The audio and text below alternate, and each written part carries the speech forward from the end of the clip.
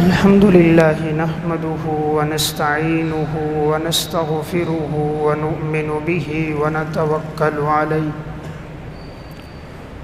ونعوذ بالله من شرور أنفسنا ومن سيئات أعمالنا من يهده الله فلا مضل له ومن يضلله فلا هادي له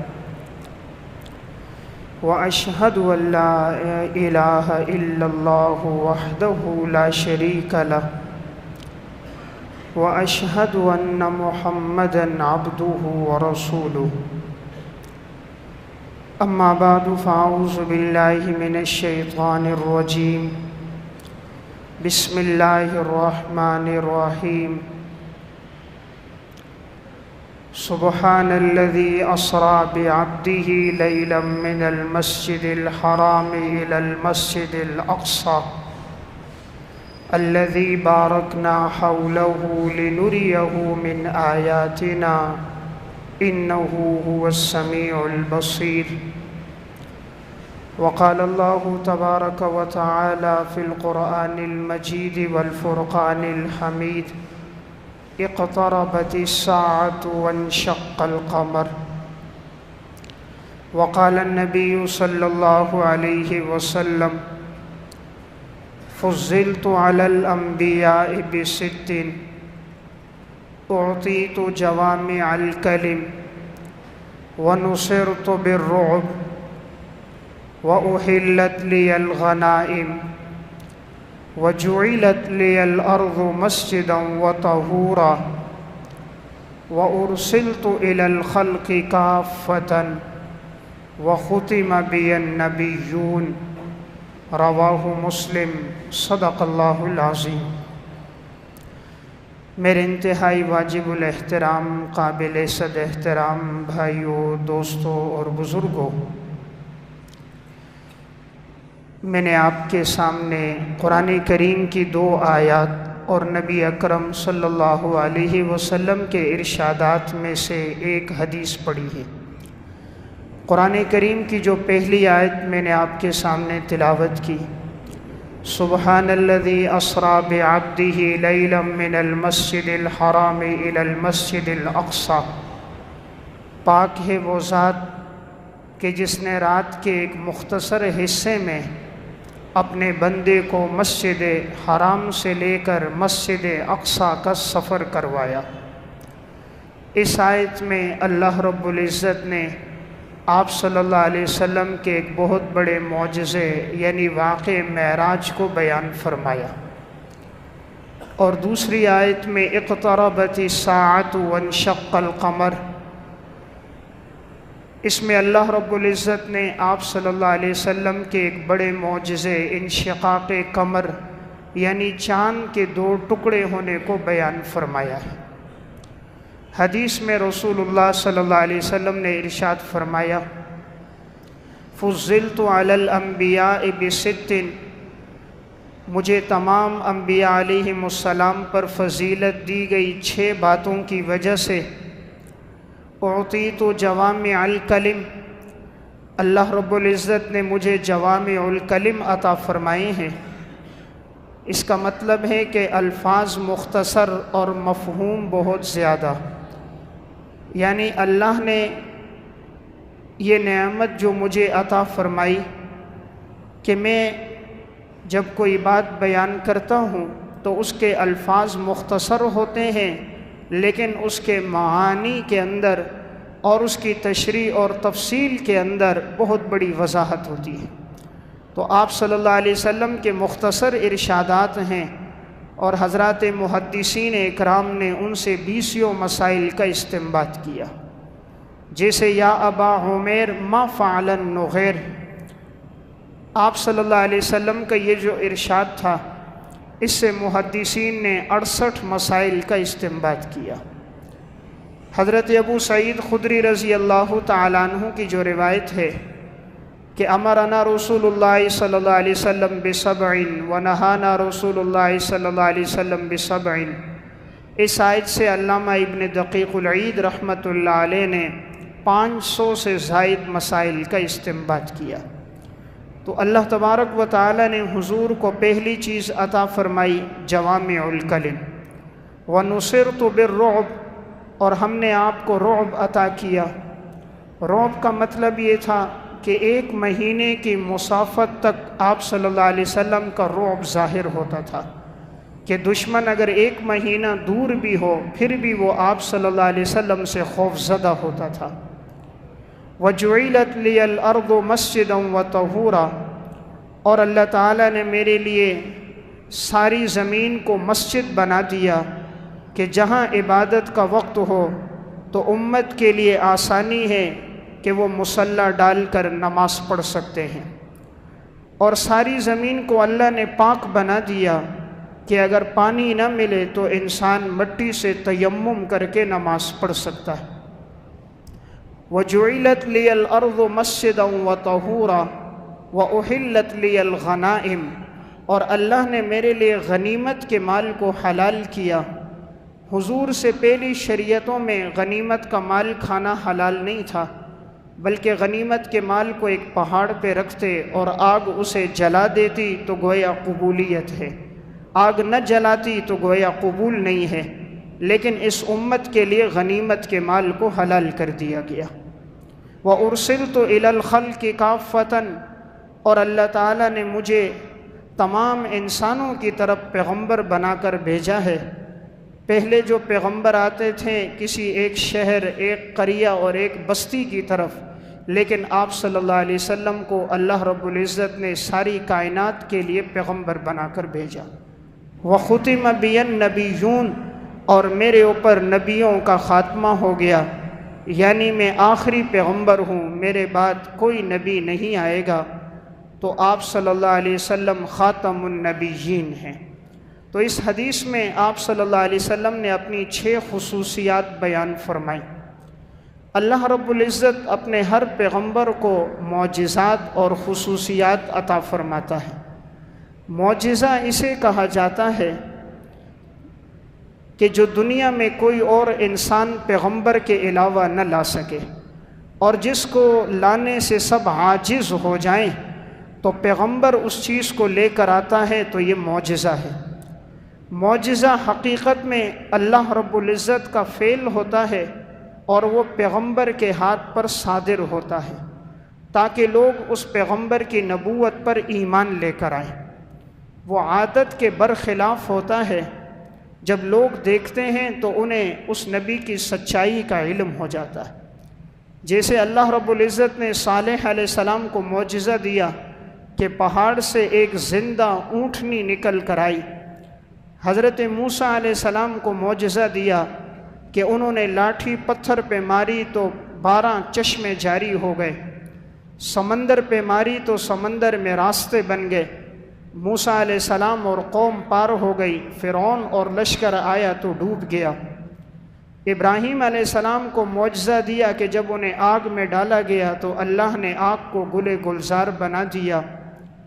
عیسیٰ علیہ السلام کو معجزہ دیا کہ اگر مردہ ہوتا وہ کہتے قم بإذن اللہ، تو وہ مردہ اللہ کے حکم سے کھڑا ہو جاتا۔ مادرزاد اندھا ہوتا تو اس پہ ہاتھ پھیرتے تو وہ بالکل ٹھیک ہو جاتا۔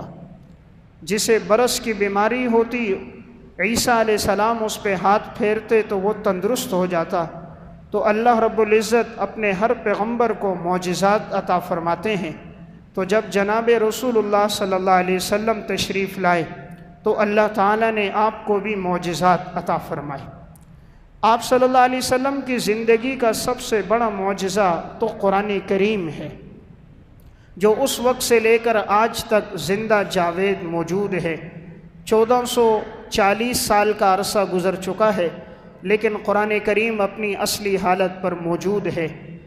بقیہ انبیاء علیہ السلام کے معجزات اس وقت تک تھے جب تک وہ دنیا میں تھے۔ وہ انبیاء علیہ السلام جب دنیا سے پردہ فرما گئے تو ان کے معجزات بھی ان کے ساتھ چلے گئے، لیکن رسول اللہ صلی اللہ علیہ وسلم کے جانے کے بعد بھی آپ کا ایک زندہ جاوید معجزہ قرآن آج تک باقی ہے۔ پہلے انبیاء علیہ السلام کو حصی معجزات دیے گئے، اللہ نے آپ کو علمی اور عقلی قرآن کی صورت میں معجزہ عطا فرمایا۔ کہ جس کی فصاحت اور بلاغت اتنی ہے کہ آج تک کوئی قرآن کا مثل نہیں لا سکا۔ قرآن نے 3 چیلنج کیے تھے۔ پہلے فرمایا کہ پورے قرآن کا مثل لاؤ، نہ لا سکے تو کہا 10 سورتوں کا مثل لاؤ، نہ لا سکے تو کہا 1 سورت کا مثل لاؤ، لیکن قرآن کا یہ چیلنج آج تک باقی ہے، کوئی مثل نہ لا سکا۔ دوسرا ایک بڑا معجزہ آپ صلی اللہ علیہ وسلم کا واقع معراج تھا کہ اللہ رب العزت نے آپ کو ایک مختصر وقت میں مسجد حرام سے مسجد اقصیٰ کا سفر کروایا۔ آپ نے تمام انبیاء علیہ السلام کو امامت کروائی، اور پھر مسجد اقصیٰ سے 7 آسمانوں کا سفر ہوا۔ حضرات انبیاء علیہ السلام سے مختلف آسمانوں پر ملاقات ہوئی، جنت اور جہنم کے مناظر آپ نے دیکھے، آپ کے اوپر 50 نمازیں فرض ہوئیں، اور پھر کم ہوتی ہوتی وہ 5 پہ آئیں، سدرۃ المنتہا تک حضور پہنچے، اور محدثین کی ایک جماعت کے مطابق اللہ رب العزت کا آپ کو دیدار بھی ہوا۔ تو آپ صلی اللہ علیہ وسلم کا یہ ایک معجزہ واقع معراج کا تھا۔ رسول اللہ صلی اللہ علیہ وسلم کا ایک معجزہ انشقاق قمر، چاند کے 2 ٹکڑے ہونا، اقتربت الساعۃ وانشق القمر۔ جس وقت آپ مکہ میں موجود تھے، جب آپ سے کہا گیا کہ اپنی نبوت پر دلیل پیش کیجئے، آپ صلی اللہ علیہ وسلم نے صرف انگلی سے اشارہ کیا، چاند کے 2 ٹکڑے ہو گئے۔ یعنی آپ کے معجزات صرف زمین پر ہی ظاہر نہیں ہوئے، بلکہ آپ کے معجزات فلک پر بھی ظاہر ہوئے۔ آپ صلی اللہ علیہ وسلم کے معجزات اتنی کثرت کے ساتھ ہیں کہ حضرات محدثین اکرام نے اس پر مستقل کتابیں لکھی۔ امام بیہقی رحمۃ اللہ علیہ متوفی 458 ہجری نے دلائل النبوہ کے نام سے 6 جلدوں میں کتاب لکھی۔ اسی طرح امام ابو نعیم اصفہانی متوفی 430 ہجری نے دلائل النبوہ کے نام سے آپ صلی اللہ علیہ وسلم کے معجزات کو 3 جلدوں میں جمع کیا۔ علامہ جلال الدین سیوطی رحمہ اللہ متوفی 911 ہجری نے الخصائص الکبریٰ کے نام سے 1000 سے زائد معجزات کو جمع کیا۔ تو اللہ رب العزت نے اپنے پیغمبر کو بڑے معجزات عطا فرمائے۔ آپ صلی اللہ علیہ وسلم کے معجزات کا ظہور ہر وقت ہوا ہے۔ میں چند معجزات عرض کرتا ہوں جس سے معلوم ہوگا کہ آپ صلی اللہ علیہ وسلم کا مقام کتنا بلند و بالا ہے۔ صلح حدیبیہ کا موقع تھا جب حضرات صحابہ اکرام کی تعداد 1400 سے زائد تھی، عمرہ کرنے کے ارادے کے لیے گئے۔ جب حدیبیہ مقام پر پہنچے ہیں تو ایک جگہ پر ایک کنواں تھا۔ صحابہ اکرام جب پہنچے تو دیکھا کنواں خشک ہو چکا ہے، پانی موجود نہیں تھا۔ ضرورت تھی وضو کرنے کی، جانوروں کو پلانے کی، خود پینے کی۔ آپ صلی اللہ علیہ وسلم اس کنویں پر تشریف لائے، آپ نے وضو فرمایا، آپ نے کلی کی، اور اس کنویں میں آپ صلی اللہ علیہ وسلم نے اپنی کلی کا پانی ڈال دیا۔ تھوڑی دیر گزری تھی کہ کنویں کے اندر نیچے سے پانی جوش مارنے لگا اور پانی اوپر تک آ گیا۔ 1400 سے زائد صحابہ تھے، پانی بھی پیا، جانوروں کو بھی پلایا، مشکیزوں کو بھی بھرا، لیکن کنویں کا پانی خشک نہ ہوا۔ آپ صلی اللہ علیہ وسلم کا معجزہ حدیبیہ کے موقع پر ظاہر ہوا کہ ایک موقع ایسا آیا کہ پانی ختم ہو گیا۔ آپ کا یہ معجزہ تبوک میں بھی ظاہر ہوا ہے، پانی موجود نہیں تھا، صحابہ اکرام پریشان ہو گئے، سفر تھا، دائیں بائیں تلاش کیا لیکن پانی نہ ملا۔ آپ صلی اللہ علیہ وسلم نے فرمایا جو بچا کچا پانی ہو لے کر آؤ۔ ایک کٹورے میں پانی لایا گیا، آپ نے اپنا دست مبارک اس میں ڈالا، آپ نے باہر نکالا تو آپ کی انگلیوں سے پانی کے چشمے جاری ہو گئے۔ حضرت جابر بن عبداللہ رضی اللہ تعالیٰ عنہ سے پوچھا گیا آپ کی تعداد کتنی تھی؟ کہا 1500۔ فرمایا کہ اگر 1,00,000 ہماری تعداد ہوتی تب بھی یہ پانی اتنا تھا کہ سب کے لیے کافی ہو جاتا۔ تو صحابہ نے پیا بھی، جانوروں کو پلایا بھی، مشکیزوں کو بھرا بھی، لیکن آپ صلی اللہ علیہ وسلم کی انگلیوں سے جاری یہ پانی کا چشمہ رکا نہیں۔ دیکھیں موسیٰ علیہ السلام کا معجزہ کیا تھا کہ انہوں نے لاٹھی کو پتھر پہ مارا تو چشمے جاری ہوئے، اور آپ صلی اللہ علیہ وسلم کا معجزہ کیا کہ انگلیوں سے چشمے جاری ہو گئے۔ پتھروں سے تو چشمے جاری ہوتے ہی ہیں، لیکن آج تک کسی نے یہ نہیں دیکھا ہوگا کہ انگلیوں سے پانی کے چشمے جاری ہو گئے ہوں۔ آپ صلی اللہ علیہ وسلم کا معجزہ، اللہ رب العزت نے یہ معجزہ بھی آپ کو عطا فرمایا تھا۔ حضرت جابر بن عبداللہ فرماتے ہیں کہ ایک سفر کے دوران میرا اونٹ تھا جو سب سے پیچھے رہتا تھا۔ آپ نے فرمایا جابر اسے تیزی سے لے کر چلو۔ کہا یا رسول اللہ یہ تیزی سے آگے بڑھتا نہیں، تھکا ماندہ ہے۔ آپ صلی اللہ علیہ وسلم نے اسے پیچھے سے ہانکا اور دعا فرمائی۔ حضرت جابر فرماتے ہیں کہ اتنا تیز رفتار ہو گیا، اب سب سے آگے جو اونٹ ہوتا تھا وہ میرا اونٹ ہوتا تھا۔ یہ آپ صلی اللہ علیہ وسلم کا معجزہ کہ آپ نے دعا فرمائی تو ان کا اونٹ تیز رفتار ہو گیا۔ حضرت انس بن مالک رضی اللہ تعالیٰ عنہ، جنہوں نے رسول اللہ صلی اللہ علیہ وسلم کی 10 سال خدمت کی ہے، سفر اور حضر میں آپ کے ساتھ ہوتے تھے۔ ایک موقع پر حضرت ام سلیم رضی اللہ تعالیٰ عنہ نے کہا کہ آپ میرے بیٹے کے لیے دعا فرمائیے یا رسول اللہ۔ آپ صلی اللہ علیہ وسلم نے دعا فرما دی، اللہم اکثر مالہ وولدہ وبارک لہ فیما اعطیتہ۔ اے اللہ تو اس کی زندگی میں بھی برکت دے، تو اس کے مال میں بھی برکت دے، تو اس کی اولاد میں بھی برکت دے۔ حضرت انس فرماتے ہیں پھر آپ صلی اللہ علیہ وسلم کا یہ معجزہ ایسا ظاہر ہوا، اللہ نے اتنی لمبی عمر عطا فرمائی کہ سن 93 ہجری میں ان کا انتقال ہوا، اور ایک قول ہے سن 95 ہجری میں، یعنی آپ صلی اللہ علیہ وسلم سن 11 ہجری میں دنیا سے پردہ فرما رہے ہیں، تو حضرت انس سن 93 ہجری میں، یعنی حضور کے جانے کے بھی 82 سال کے بعد انتقال ہوا۔ اللہ نے اتنی لمبی عمر عطا فرمائی اور صحت اور تندرستی والی عمر دی۔ ان سے بڑا فیض پھیلا، بہت سے لوگوں نے ان سے سنا۔ آج امت تک جو احادیث کا ایک ذخیرہ پہنچا تو ان میں بہت بڑا ذخیرہ حضرت انس بن مالک کے ذریعے بھی پہنچا۔ اور اللہ نے اولاد میں کیسی برکت دی، فرماتے تھے میں نے اپنے ہاتھوں سے اپنے بیٹے، پوتے، نواسے، پڑپوتے جو دفنائے ہیں ان کی تعداد 100 سے زائد ہے۔ اور اللہ نے رزق میں کیسی برکت دی، فرمایا کہ لوگوں کی فصل جو ہوتی ہے سال میں 1 دفعہ ہوتی ہے، اور میری جو فصل ہوتی ہے وہ سال میں 2 دفعہ ہوتی ہے۔ اور اللہ اتنا نفع دیتا ہے، اتنا نفع کہ اس کی مثل نہیں ملتی۔ تو آپ صلی اللہ علیہ وسلم کا معجزہ، آپ نے جو دعا فرمائی اللہ رب العزت نے اسے ہو بہو قبول فرمایا۔ صحیح مسلم کی روایت ہے، حضرت ابو ہریرہ رضی اللہ تعالیٰ عنہ کی والدہ ہیں، ایک موقع پر انہوں نے کچھ نازیبہ الفاظ کہہ دیے۔ حضرت ابو ہریرہ آپ صلی اللہ علیہ وسلم کے پاس آئے، کہا یا رسول اللہ آپ دعا کرو اللہ میری والدہ کو ہدایت عطا فرما دے۔ آپ صلی اللہ علیہ وسلم کے ہاتھ اٹھے اور آپ نے دعا فرما دی، اے اللہ ابو ہریرہ کی والدہ کو ہدایت عطا فرما دے۔ حضرت ابو ہریرہ ایک دم مجلس سے اٹھے ہیں، دوڑتے ہوئے گھر کی طرف جا رہے ہیں، گویا زبان حال سے یہ کہہ رہے تھے کہ میں دیکھتا ہوں محمد الرسول اللہ کی دعا پہلے پہنچتی ہے یا ابو ہریرہ پہلے گھر پہنچتا۔ ابو ہریرہ کہتے ہیں میں دروازے پر پہنچا تو اندر سے دروازہ بند تھا اور ان کی والدہ غسل کر رہی تھی، پانی کے گرنے کی آواز آ رہی تھی۔